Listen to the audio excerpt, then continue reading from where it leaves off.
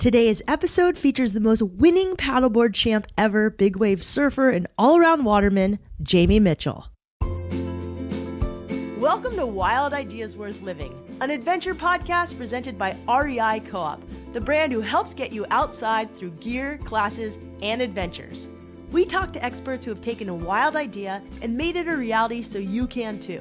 From people who have climbed the tallest peaks, started thriving businesses, and even broken records, some of the wildest ideas can lead to the most rewarding adventures.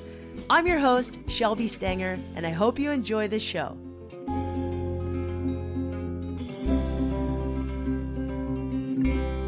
Jamie Mitchell exemplifies what it is to carry out a wild idea and a wild goal over and over again. As one of the best and fittest athletes in the world, he's a 10-time winner of the Molokai to Oahu paddleboard race. It's one of the most grueling and prestigious races in the world where competitors paddle 32 miles between the Hawaiian Islands. A few years ago, Jamie got himself a spot on the Big Wave World Tour, surfing 50-foot plus waves. He's already taken the podium quite a few times. If he wins the whole series, he'll be the first person ever to win both disciplines. We talk about his wild idea to pursue paddleboard racing and how he took such big risks to pull off such a great career and make a living doing it. We also talk about how having asthma as a kid led him to being such a good athlete, why being a junior lifeguard, or a nippa, as they say in Australian, was so impactful, why big wave surfing is so alluring, and how much he trains today. You're going to be surprised. We also dive quickly into Jamie's recent interest in aquaculture and his partnership with Verlasso, a company that farm raises salmon, and what it's been like to get involved in the cause, as well as the movie he starred in, directed by previous guest, food photographer Eric Wolfinger, that we'll link to in the show notes. I really didn't know much about this topic before this interview, and there's a lot of opinions on it. So we talked to Jamie about what it's been like to get involved. We also have links on where to find more about this subject at the end of this episode in the show notes. We did this interview at a hotel before the Outdoor Retailer show in Denver, and Jamie was jetting off with a quiver of surfboards to catch a swell in Indonesia the next day. So I'm really glad we fit this in. If you want to get inspired, listen to a guy with a great Aussie accent who's literally one of the top athletes in the world, and hear an awesome wipeout story and really interesting conversation. Keep that dial on. Enjoy the show. All right, Jamie, welcome to Wild Ideas Worth Living at the Outdoor Retail Show. Thank you for having me. Yeah, we're stoked. So I think we should just start with, how did asthma lead to you becoming, the most winning paddleboarder of all time? It's a crazy story, and it's actually manifested just in the last, I'd say, 2 years, even more, where I can reflect back to how asthma affected me. So I'll start with this, is that a wipeout in Puerto Escondido last year, asthma saved my life. Like literally, like it saved my life. So I guess I'll go back and I'll come back to that in the end. So I got diagnosed with asthma when I was about 5 years old. And, it was, it's not fun. It's you don't understand it at that age. All you understand is that you can't breathe.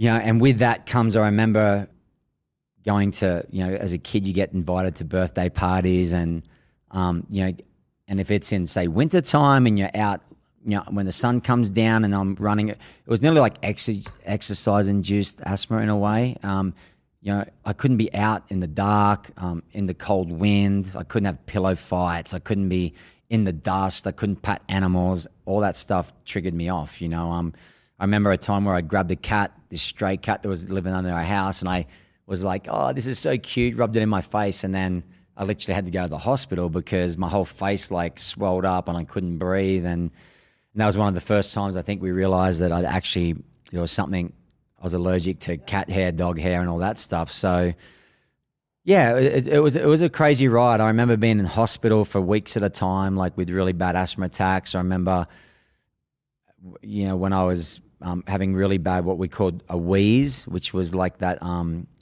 you take a big breath in and your chest is all congested, and we had our own nebulizer, so my mum would come in, put the drugs, the Ventolin mixed with the water, put the mask on, then the vent thing would start going like a machine through the middle of the night so I could breathe, and so it was crazy, at that stage I'm like, I'm just going to be this poor kid in a bubble for the rest of my life, and And a family doctor of ours said, Jamie, you should probably start to swim.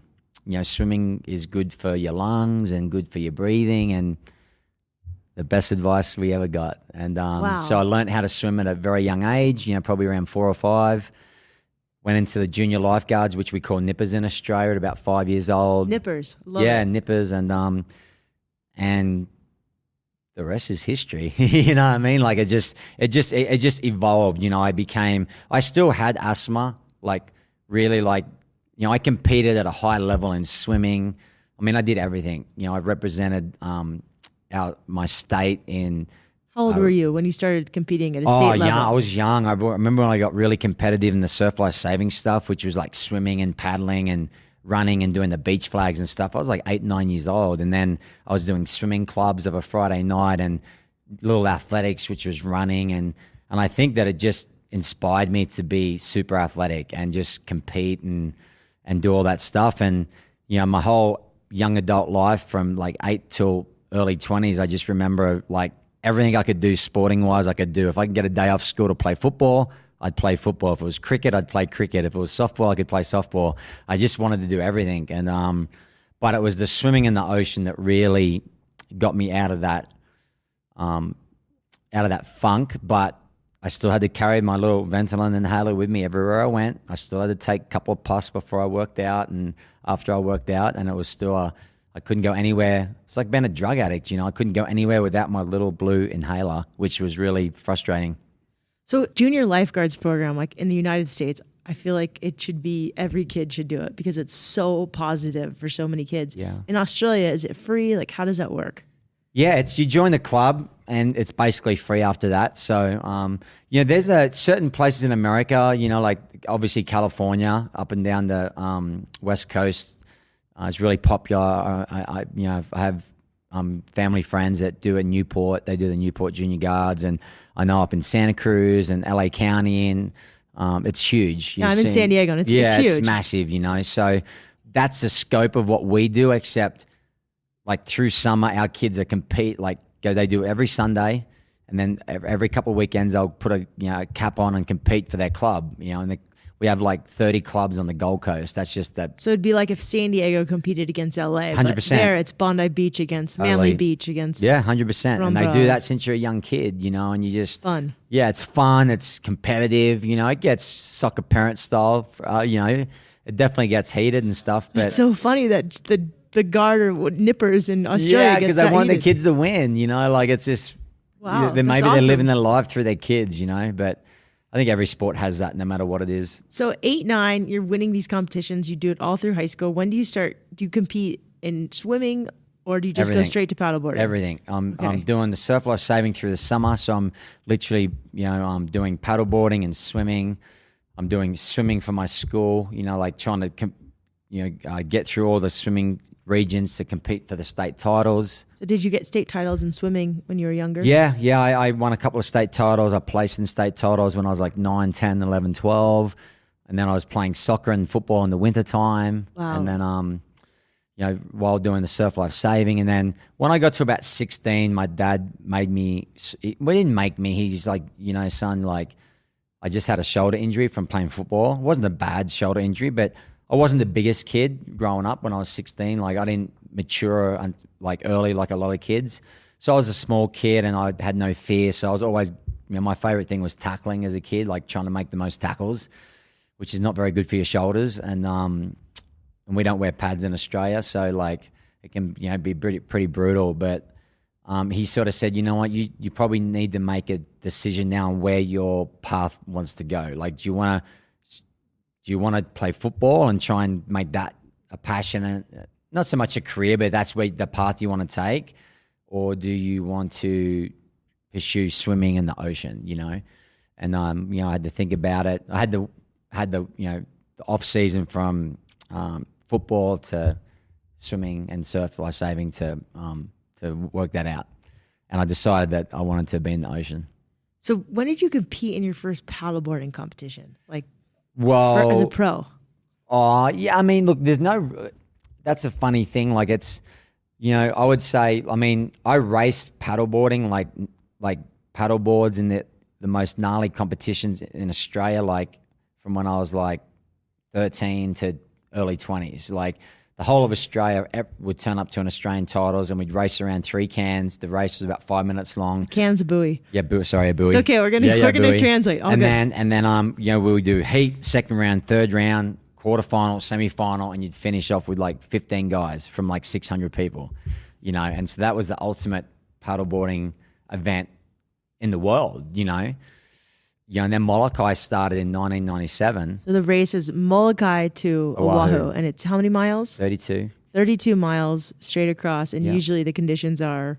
They're rough. They're side tailwind conditions, with normal trade winds. And takes about how long on for the winter, around about, now, it really depends on the year, the tide and the conditions, but anywhere for the winter, I would say around 5 hours, and then, the average, punters at the back are probably about, anywhere 6, 7, 8 hours, the guys that are just working, their ass off and paddling when they can but want to do it, they're the workhorses, they're the ones that we're all sitting there cheering across the line, it's really cool. So you won your first Molokai to Oahu at what age? It's 2002, so I was maybe 25. 25, and you're how old now?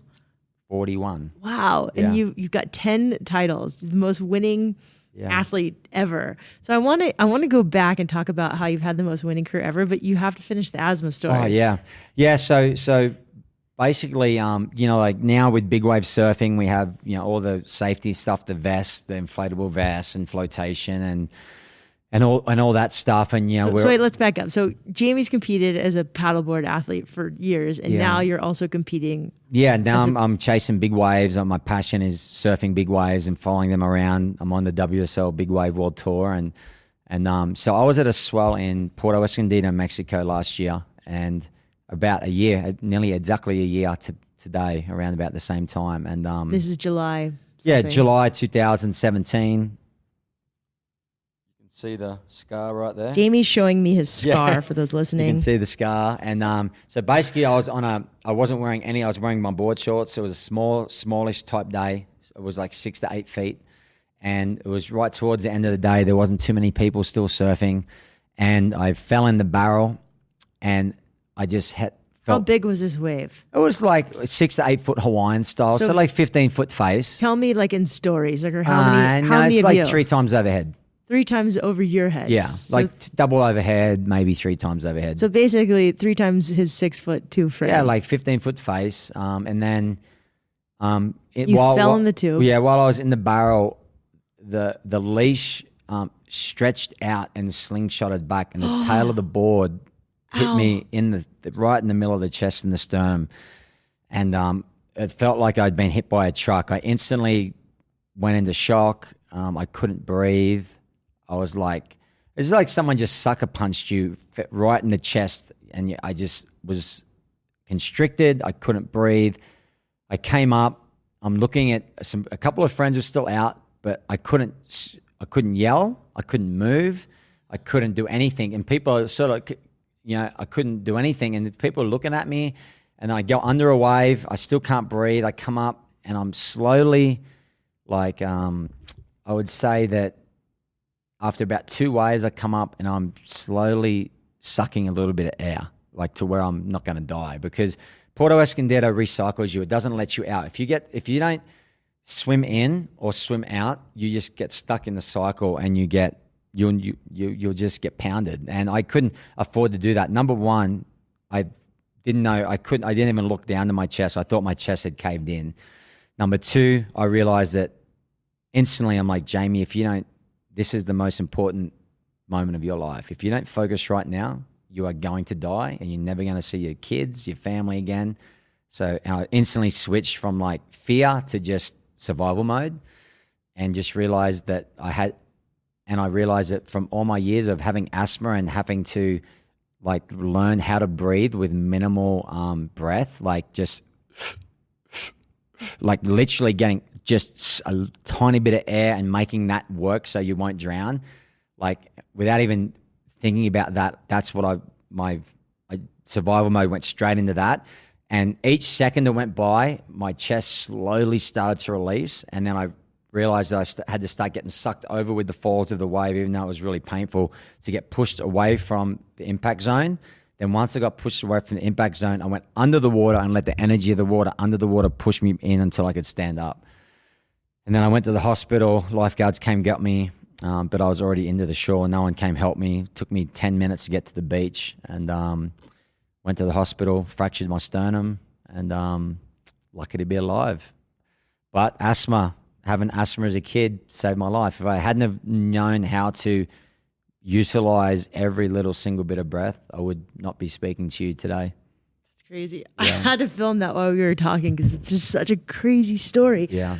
We're going to take a quick break to hear from our sponsor. When we come back, Jamie talks about his recent involvement with aquaculture and also shares how much he trains. This episode was brought to you by REI Co-op, a brand that's big on protecting where we play outside. As stewards of the outdoors, REI gives away 70% of all profits back to the outdoors.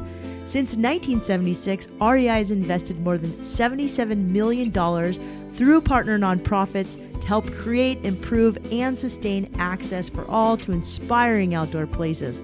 They're also eco-friendly. They use 100% renewable energy to operate, and they built the first, largest, and most sustainable net zero energy and LEED platinum distribution center in the country. On top of that, they've partnered with over 66 brands in the outdoor industry to enhance the sustainability of their products. Their motto, "A life outdoors is a life well lived," is one I definitely stand by. Learn more, take classes, go on experiences, find a store near you, and get the gear you want to get outside at rei.com.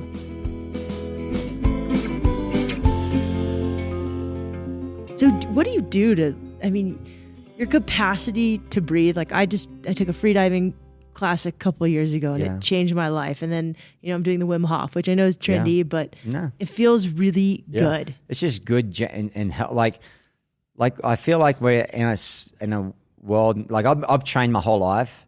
So, when this whole, and I trained with, and Mick Fanning was the guy that changed the whole surfing idea of training. He's ripped his hamstring off his bone in a boat trip in Indonesia. Came back to Australia, realized that he had to rehab, and then he wanted to be stronger. And so he started training with the lady that I was training with.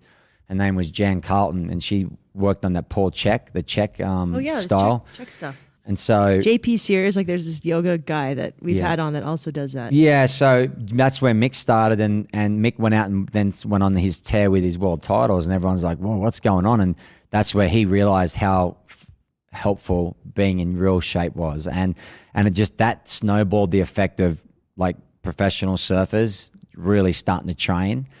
But I'd been doing that my whole life, So it's sort of funny for me because there's this transition of like, and it's still going now, but it's awesome. And you see like nearly every guy that's really serious about their surfing, if it's their career, they're doing some sort of training.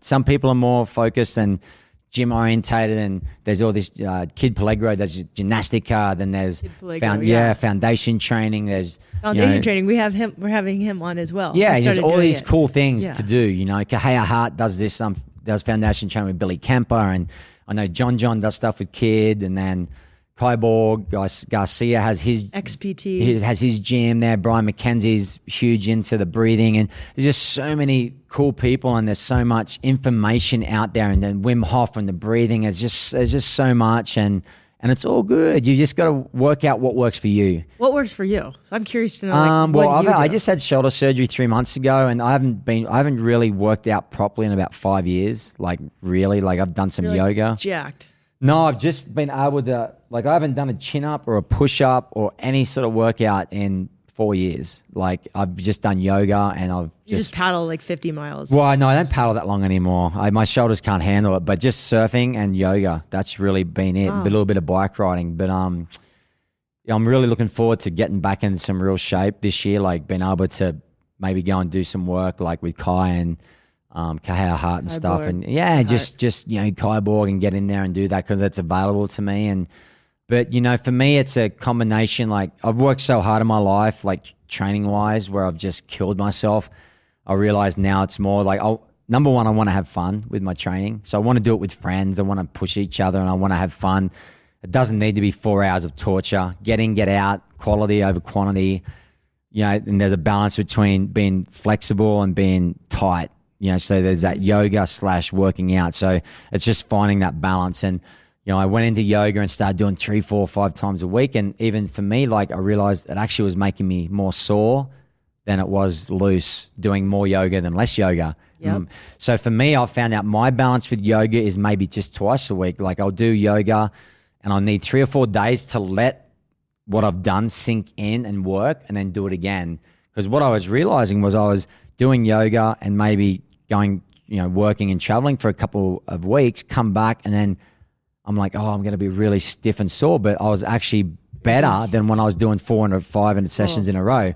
So, but that's just my body. Yep. And so what I tell people is to listen to your own body, work out what's good for you, listen to everyone, soak in the information, but you have to make the decision on your body. My body is different than yours. Yours is different than his and hers. You got the best people in the world. Rich Froning can be telling you to do that, but he physically may be able to do that because he's so gifted and talented. Rich Froning is the fittest man on earth with the CrossFit. Yeah. You know what I mean? Like, so guys like that,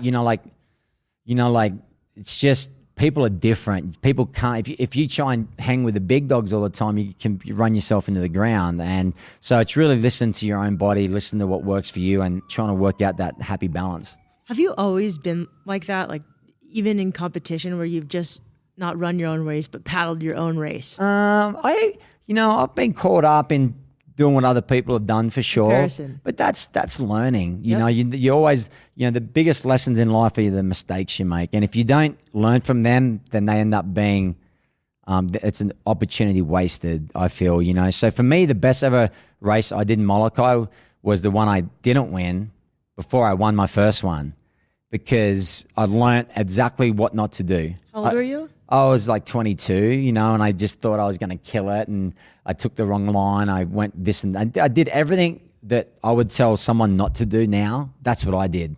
But it set me up for the next decade because I did everything good, So how have you had like the most, how has no one come close to you for? There was we had some close races for sure. There was a bunch of close races, but I really, as much as physical as it was really a mental race. It was like Tour de France or stuff like that where you could line up 10 people that have the same ability in, athletic ability, but at the end of the day, someone's going to win, someone's going to lose. And that comes from how you deal with the moment, the mental capacity, how you deal with pain, how you can go through that and what your thoughts are. So I tried to train my mind through training and I got addicted to that winning and I felt like that race was mine. I'm like, someone's going to have to kill me to beat me in that race. That was my mentality. What did you say to yourself? Like, what's your mantra in your head? There was like, you're gonna have to drag me off the bottom of the ocean to beat me. So pain, how did you deal with pain?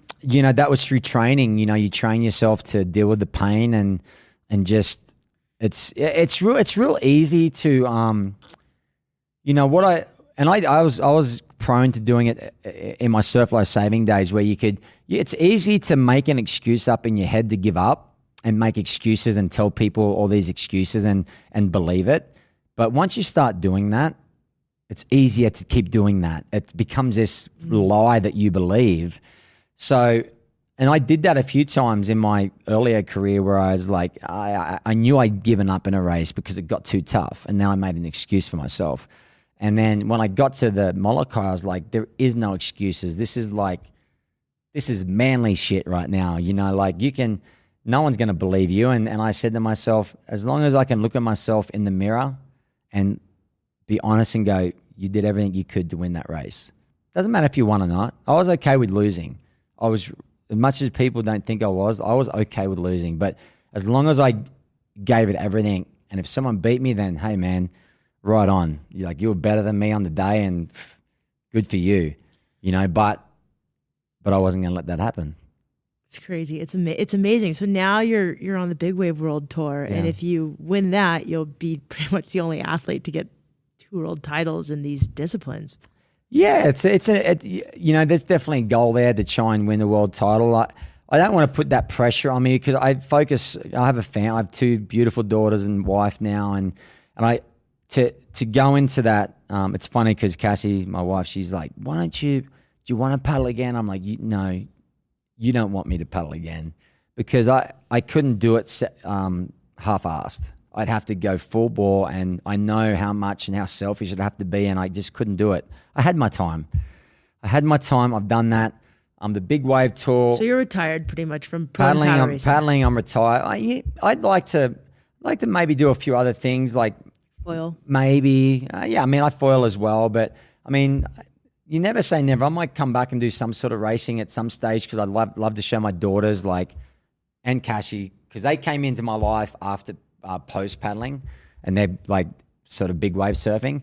So I'd like to be able to maybe take them on a boat sometime, or even paddle with them. Maybe when they're old enough, I can do a 3-man team with my daughters or something.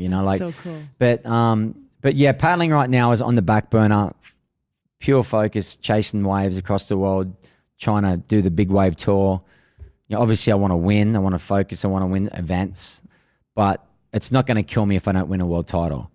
Because I know at this stage of my life, like if the big wave tour come along when I was 25, like my paddling days, then goddamn, like I would have loved to have seen me in big waves, like focusing that, but I'm not, and that's reality.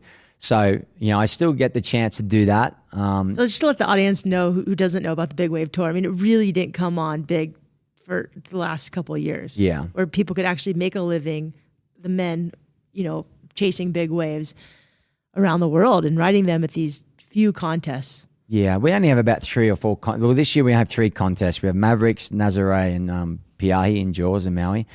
So, that determines the world champ. And then it's, the WSL's got behind it. I feel like, I think we all feel like, we have this awesome product that we can showcase to the world. And it's just, I don't feel like the WSL's quite found out how to do that yet. But it's hard to understand surfing for a mainstream audience. But I feel like if this is the sort of scenario most of us guys run through. If you walk into a bar or you're at the airport and you walk into a bar and you have John Florence, Kelly Slater surfing at Trestles, and you have us guys surfing at Jaws. More understandable. Like if you look at and people have no idea what they're looking at. I guarantee you 99% of people are looking at what we're doing compared to what they're doing. So there's a cool element that we have. The problem is we don't have this certain date where it's going to happen. Our dates are sporadic. It could be because big waves only happen on certain swells. Yeah, so we have these intricacies that don't really work in our favor, but when they do, when all the stars align, it's magic. Like last year, Jaws event was like as good as it gets, and one of the our big wave events, I think Jaws and the Eddie a few years ago were the highest watched surfing events in the history of the sport. It's exciting to see it's like watching Evel Knievel. There's high risk. With Travis Pastrana, just did that last, so I watched that. Yeah. It's exciting. How do you keep your sponsors? Because you're in 2 sports that weren't traditionally paid well, like pro and paddleboarding, but you got paid and you've managed to make a career out of it. Yeah. How did you keep your sponsors happy? I mean, I was, when I really look back at it, I mean, I quit my lifeguarding job back in 2005 when Quicksilver. So you were still lifeguarding while you were winning and supporting yourself. Yeah, for sure. I was paddleboarding was just a hobby. I would just go, I would work lifeguarding, save money, go to Hawaii and California for like 2-3 months, rack my credit card up, come home and pay it off, and just do that for years. It was just a fun thing to do. And then, and then I just saw an opportunity to potentially, at that stage I started to spend the winters in Hawaii as well, from 2004 onwards. So I'd spend 3 months in the winter, 3 months in the summer. And I'm like, God, I feel like there's an opportunity here. Like Quicksilver had at that time the Silver Edition brand, which is the Waterman brand now. And I'm like, man, I feel like I'm a good fit for that, And so I knew people. Quicksilver was sponsoring the paddleboard race. And I remember the first sponsor I got was Barrett Tester. Gave me a pair of board shorts, Quicksilver Edition board shorts, and said, if you wear these board shorts in the race, we'll give you $500. Because he thought that I was going to win. And so they could get photos and that of me wearing the Quicksilver board shorts. And then the year after, they offered me some money, which was $500 a week, right? So it was a $25,000 a year contract. I was making 2 times that lifeguarding easily. Yeah. But I was like, okay, well, that's a risk. I'm like, well, do I keep the money and just whatever, do a bits and pieces and keep the lifeguard job and try and like make a bunch of money? Or I'm like, no, like this is my opportunity to dive into this and give it a go. And so I went to my lifeguard boss and said, hey, I got this opportunity and I just want you to know that I'm really grateful for the job I have, and I might be back real soon. So I didn't want to burn my bridges, Yeah.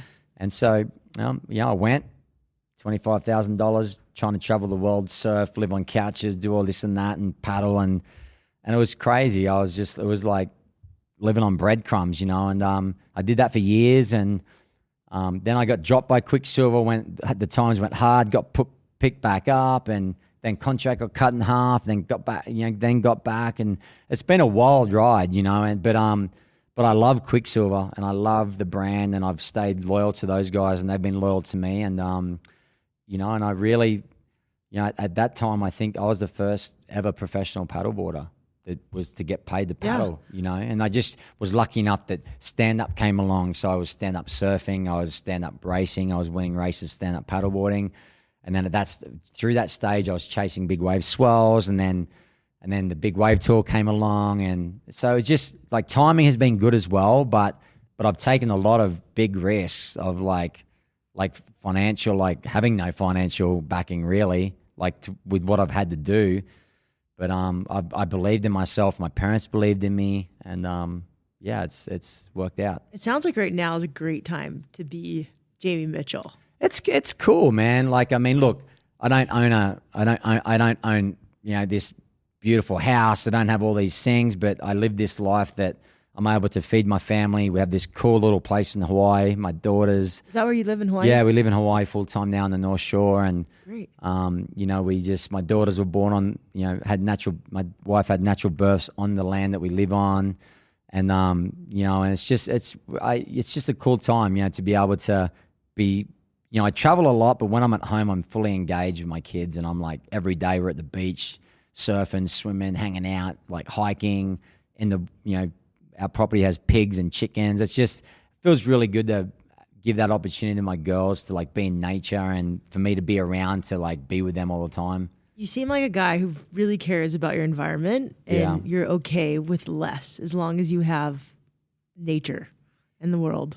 Yeah, I mean, or in the ocean. And I just feel like now we need more. We need to understand more about what we're doing. I think everyone probably just saw that picture of that trash wave. I just put it on Instagram as well. I think, when you Dominican see Republic, that, it's really just disheartening, I guess, that we're doing that, and then obviously, so I've wanted to sink my teeth into something the last few years. I just didn't know what it was. And look, I've got a lot of friends like Greg Long and Zane Schweitzer, a bunch of guys that are doing the whole single plastic thing and all those plastics. And I feel like that's covered, a lot. And it's done. Not that it can't be more done, but, and I got an opportunity with this sustainable aquaculture to jump on board with that and understand a little bit about that. And that was really interesting to me because I love seafood. I love eating fish, and I'm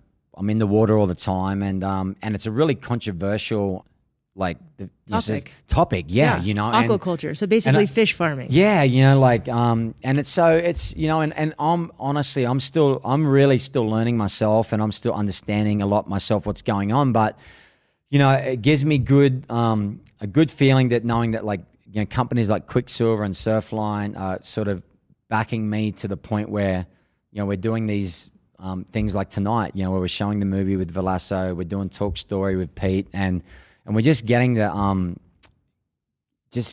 I guess my role is to get the subject out there and to get people talking about it, good or bad. That's my role, and that's the way I feel about it, is that, yes, there's a lot of negative comments on social media and stuff, and I've had some bad about fish farming and aquaculture. And about my involvement with Verlasso and stuff like that. So Verlasso, just really quickly explain what Verlasso is. Verlasso is part of Aquachile, and Aquachile is a big salmon farming company in Chile that's had a really bad reputation for years and years and years, you know. And so Verlasso is a sub company of Aquachili, but they've started to try and do it the right way. So they've tried to do fish farming the right way. They're trying to do fish farming the right way. Like a lot of people, there's a lot of really good companies out there. There's Pacifico in Mexico. There's people doing Kampachi off the Big Island. There's people doing shrimp on Kauai. There's all these in Europe. They're doing all these different fishes. So let's just back up because some people don't understand. So sustainable fish farming would mean like they're not overcrowding. Yeah. So basically, you know, like people think of fish farming as fish swimming in their own crap, pouring chemicals into the pens. You know, then those fish escaping. Then and then the ocean where it is getting polluted. The environment and the farrowing of the water maybe not coming back to normal. So what Verlasso has done, and I've seen it with my own eyes, is that the netting is not copper, so that the copper is not staining the ocean.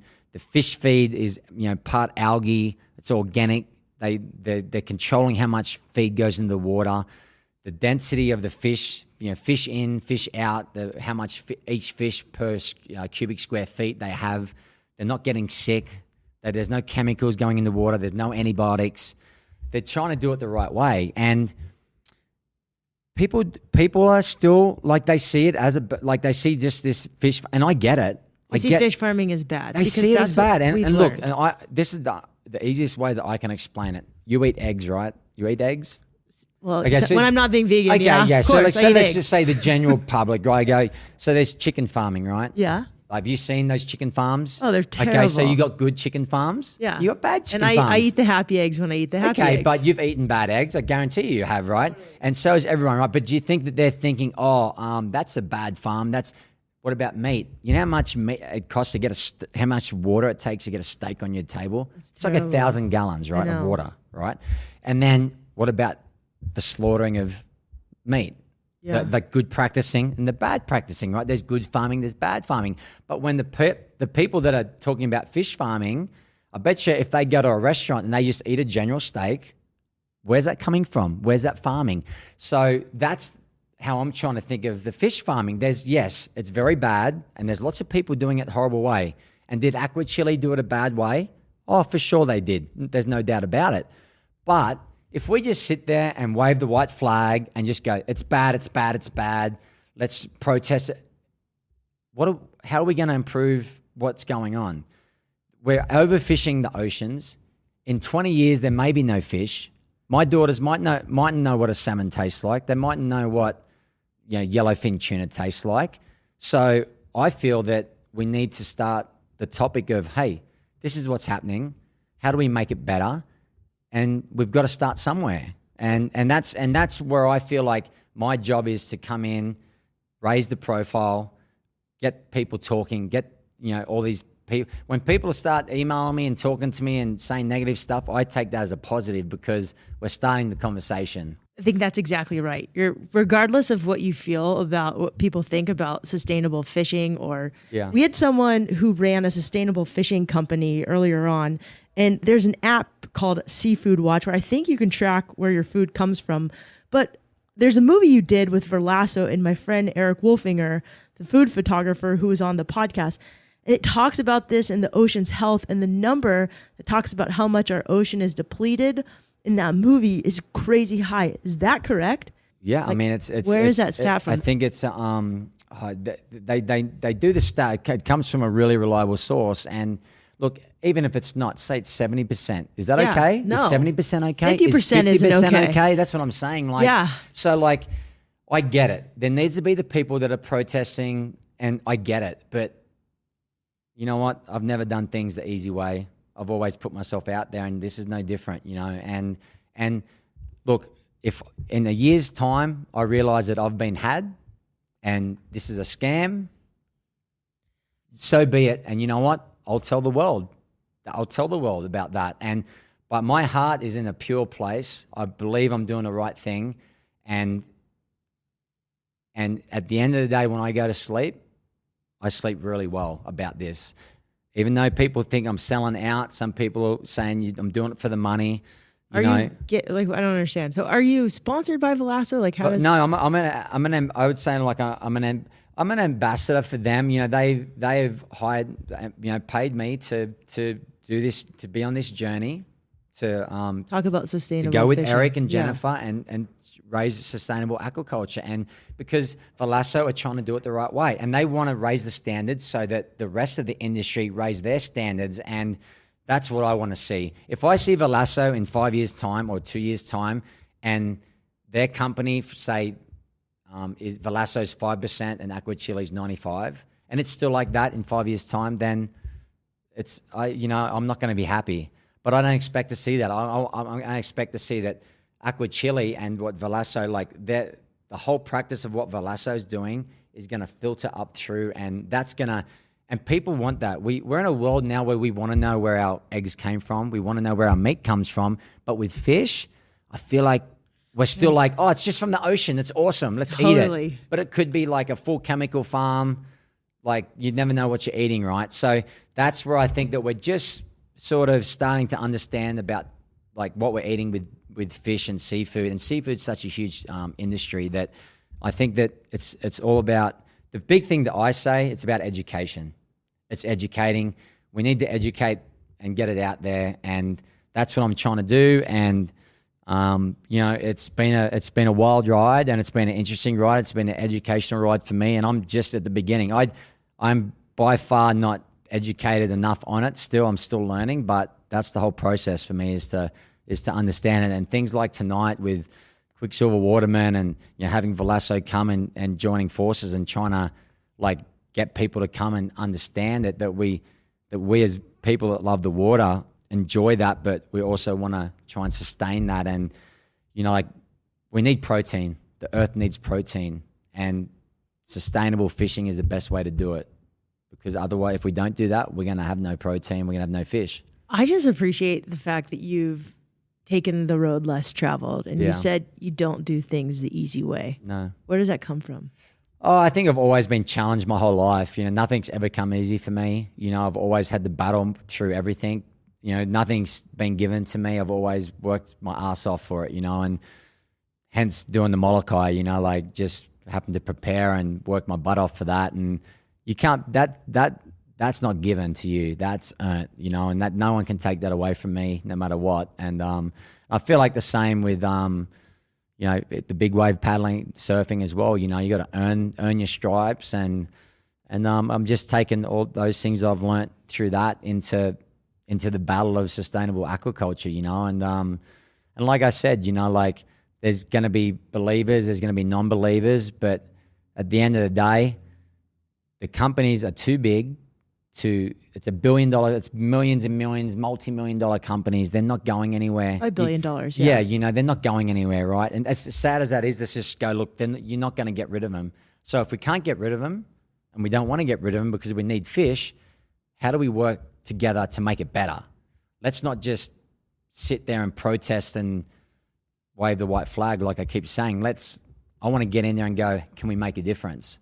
I feel like I've already made a difference because we're doing these cool things and people are understanding more. And I mean, it's definitely like I emailed Eric last night and I just asked him, I was like, hey, I'm confused. Like, I don't know what's good or what's bad. You just got to turn up and watch it and ask questions, you know, and that's the beauty. It's like, it's going to a conference or going to a talk. Like, if you got a question, you ask a question, you know. You know, I pretend I'm a vegan, but then I go eat fish tacos. So there you go. Hey, you are who you are, man. I need to think about it. I like fish. If I do eat meat, it's fish. And we do have to think about and you know, the whole ocean reacts to the fish in it. So it'll affect, and the ocean is tied to obviously it's tied to our earth and affects our environment. It's tied to our DNA. It's tied to my DNA. It's like giving me everything. Speaking of DNA, did you ever test positive for like any genetic mutations because you are so amazing? Just cause light. Just of Coors Light? No, I mean, look, genetic, I've definitely been, I was tested, I did a VO2 max test and they tested my lung capacity. That's another thing with struggling how to breathe at a young age. My diaphragm and lungs are about 25% bigger than the general. How long can you hold your breath? 4 or 5 minutes when I'm in training. Amazing. Yeah. You're a dad now. How old are your daughters? My Nevaeh is 3 August 4th, and Malia will be 1 on September 9. Those are pretty names. Congratulations. Thanks. What advice do you want to give to your daughters for when they grow up? Just follow your dreams. Don't let anyone tell you can't do anything. And if you follow your heart, follow your gut feeling, and do what you love, then you can't go wrong. That's such good advice. I almost want to end there, but I can't because I want to ask you a couple more questions. If you could throw any party, we ask all of our guests this.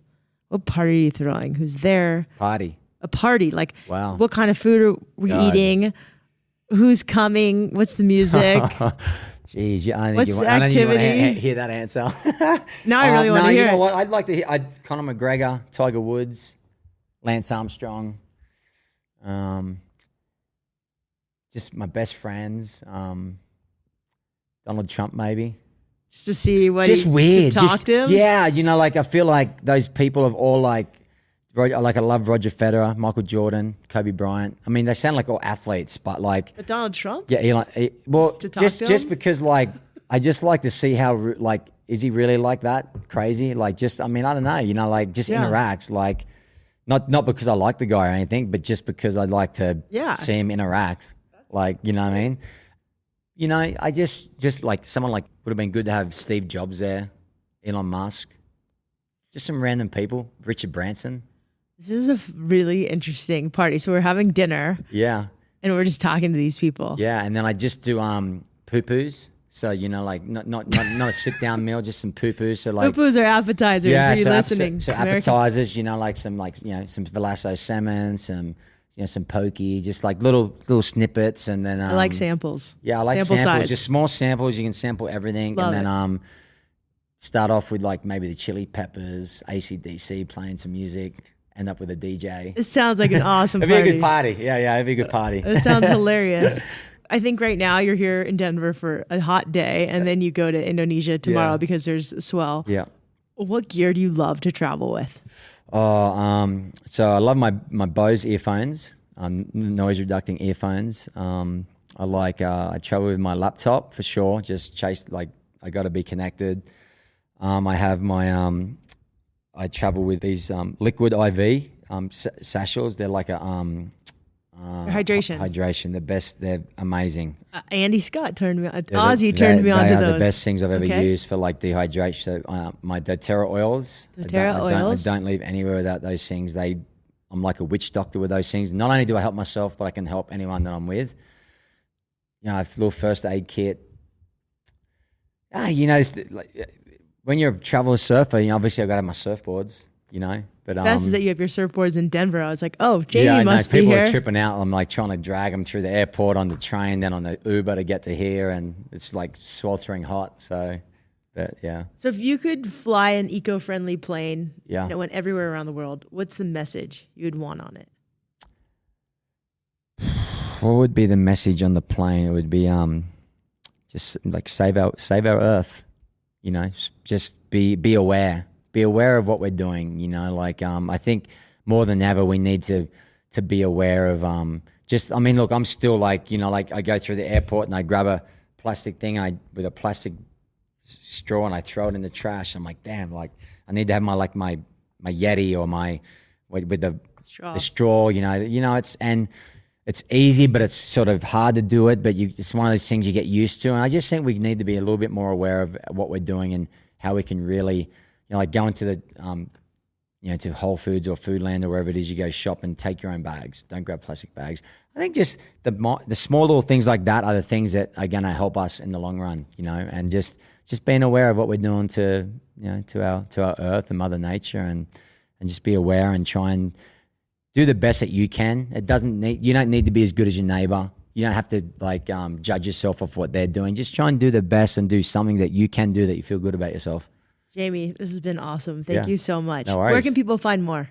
Instagram probably the best, just Jamie_Mitcho. Same on Twitter. I have a Facebook page, just Jamie Mitchell, but I'm usually Instagram is my main thing. We'll link to all of these. I can't wait for the movie on your life and the book to come out. Thank you. Thank you to Jamie for sharing your awesome story and being so honest about your stance on this topic and desire to keep learning. Thank you to Quicksilver, especially Quicksilver's Pat Fraley, for helping organize this interview before the Outdoor Retailer Show in Denver. Thank you to REI for sponsoring this show. For more on aquaculture, to watch the movie Jamie did with past guests Eric Wolfinger and Verlasso, click on the show notes of this episode. Just go to wildideasworthliving.com, hit play, and the show notes will appear. We also have some links from marine biologists at UCSB about this topic, so you can make a more informed decision about how to choose the food you consume.